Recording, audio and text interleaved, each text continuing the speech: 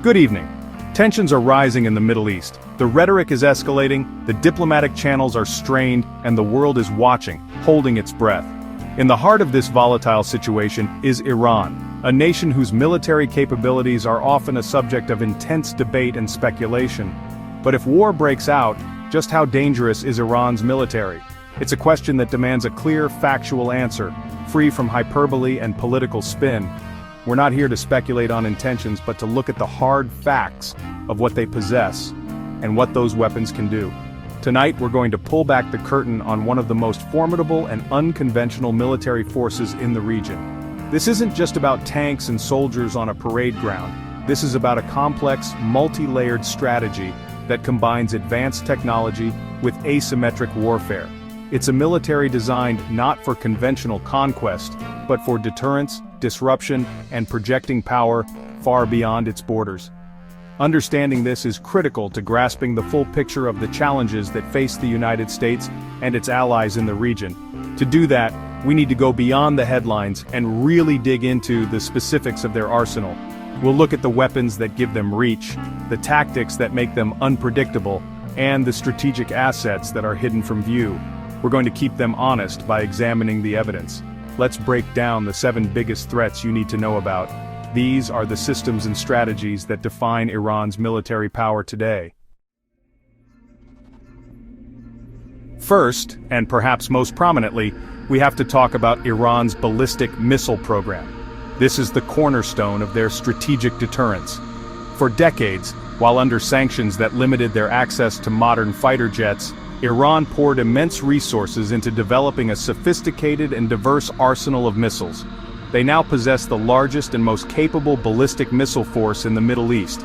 These aren't just crude rockets, they are weapons capable of striking targets with significant precision across vast distances, posing a direct threat to United States military bases, regional allies, and critical infrastructure. It's a capability they have demonstrated and are continuously improving. Let's look at the specifics. For short-range threats, they have systems like the Fateh 110. This is a solid propellant missile that can be launched from mobile platforms, making it difficult to track and destroy before launch. It has the range to hit United States forces and facilities throughout Iraq and other neighboring countries. Then there's the medium-range Shahab-3, a liquid-fueled missile based on a North Korean design, which puts all of Israel and parts of southeastern Europe within its reach. And more recently, they've unveiled the Khaybar-Shekan, a highly maneuverable missile with a stated range of 1,450 kilometers, designed specifically to evade modern missile defense systems. This isn't theoretical, it's a very real and present danger. Next, we turn to the skies, but not to traditional fighter jets. Iran has become a drone superpower. Their fleet of unmanned aerial vehicles, or UAVs, is massive, diverse, and battle-tested. These drones are relatively cheap to produce, can be deployed in overwhelming numbers, and serve a multitude of purposes, from reconnaissance and surveillance to direct kamikaze attacks.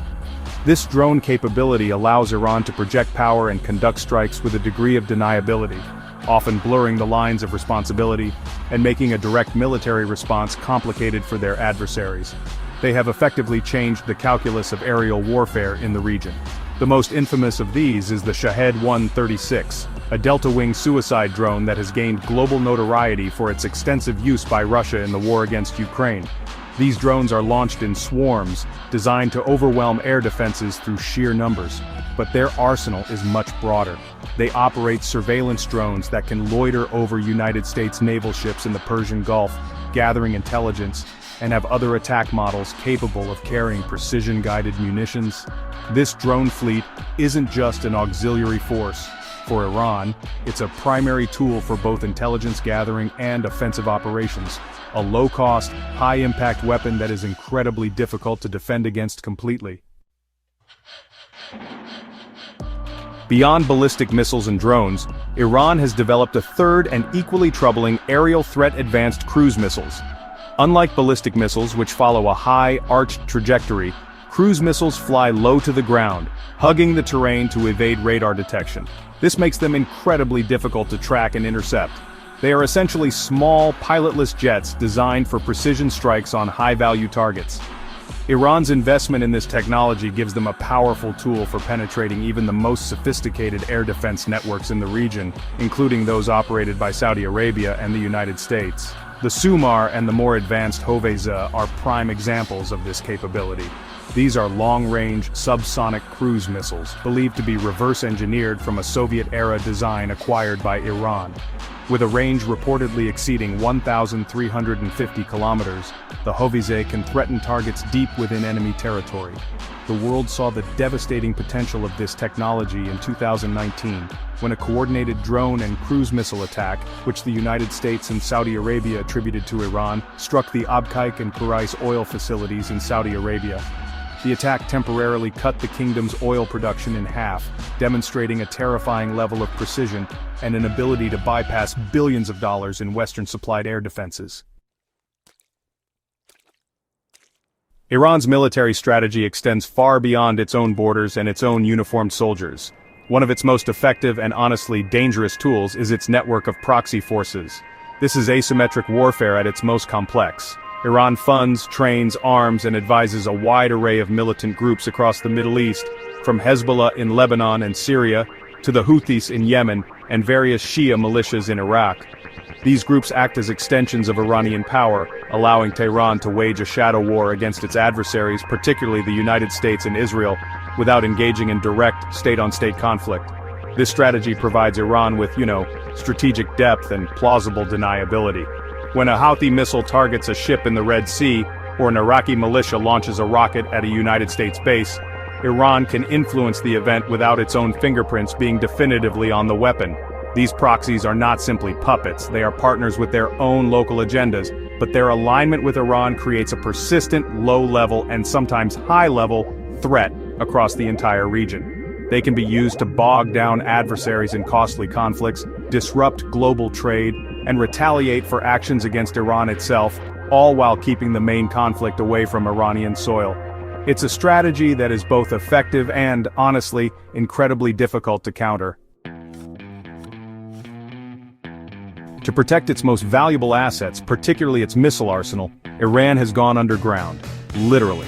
For years they've been engaged in a massive construction project, carving out a vast network of tunnels and subterranean bases deep within the country's rugged mountain ranges. These are not just simple bunkers, they're sprawling underground missile cities, complete with storage facilities, command and control centers, and launch platforms.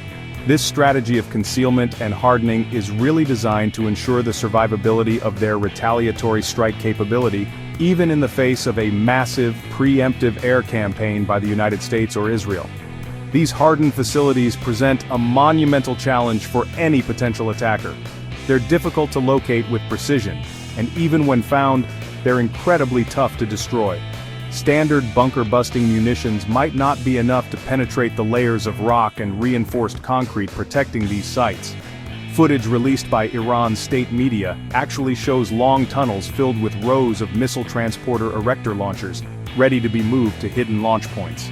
This underground network means that even if Iran's above-ground military infrastructure is destroyed, its ability to rain missiles down on its enemies remains intact. It's a key element of their defensive posture, and a major deterrent to attack. While Iran's offensive capabilities are significant, they've also invested heavily in protecting their own airspace. Knowing they can't compete with the US Air Force in a head-to-head fight, they've focused on creating a robust, integrated air defense system designed to make any aerial assault on their territory extremely costly. This strategy, known as anti-access and area denial, or A2/AD, aims to deter an attack by raising the risk to enemy pilots and expensive aircraft to an unacceptable level. It's a defensive shield built from a combination of foreign-acquired systems and, honestly, increasingly capable domestic technology. The linchpin of this shield was their acquisition of the advanced Russian S-300 long-range surface-to-air missile system. This gave them a credible defense against high-altitude bombers and fighter jets for the first time. But they didn't stop there. Through reverse engineering and domestic innovation, they developed their own version, the Bavar 373, which they claim is comparable or even superior to the S-300. These systems are integrated with a network of radars and shorter-range anti-aircraft batteries, creating overlapping fields of fire. Their effectiveness was demonstrated in 2019 when Iran shot down a sophisticated US RQ-4 Alpha Global Hawk surveillance drone, proving their ability to detect and destroy even stealthy high-altitude targets. Finally, let's turn to the sea, and specifically, to one of the most critical maritime choke points in the world, the Strait of Hormuz. Roughly 1/5 of the world's oil supply passes through this narrow waterway, and Iran's naval strategy is designed to hold this vital artery at risk. The Islamic Revolutionary Guard Corps Navy, or IRGCN, isn't a traditional blue water navy meant to project power across oceans. Instead, it's an asymmetric force built for one primary purpose: to dominate the enclosed, cluttered waters of the Persian Gulf, and if necessary, to shut down the Strait of Hormuz. Their primary tactic is the use of swarms. The IRGCN operates hundreds of small, fast and heavily armed attack boats. In a conflict, these boats would swarm a large, conventional warship like a US destroyer from all directions at once, overwhelming its defenses with a barrage of machine gun fire, rockets and anti-ship missiles. This is, of course, supplemented by a coastal defense network of land-based anti-ship cruise missiles, a large inventory of sea mines that can be deployed rapidly to make the strait impassable, and even more unconventional threats like explosive-laden suicide drones and small submarines designed for literal warfare.